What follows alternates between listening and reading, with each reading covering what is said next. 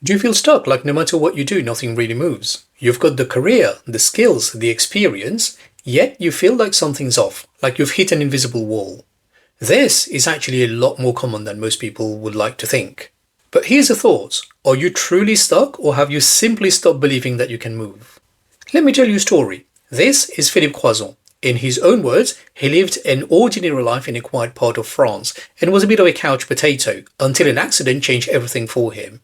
A husband, father, and second child on the way, he was 26 years old when one day, whilst working on his roof, he was hit with a 20,000 volt electric shock. The burns were so severe that doctors had to amputate both his arms and his legs to save his life. Imagine waking up to that reality. Most people would give up, right? And he nearly did. Until one day, whilst recovering in hospital, he realized, I've lost my limbs, not my life.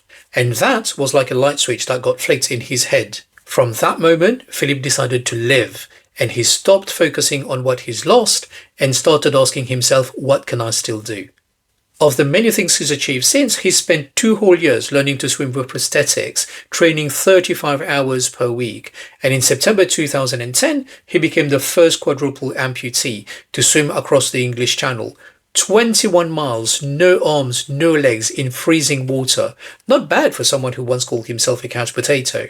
And he even went on to swim between 5 continents.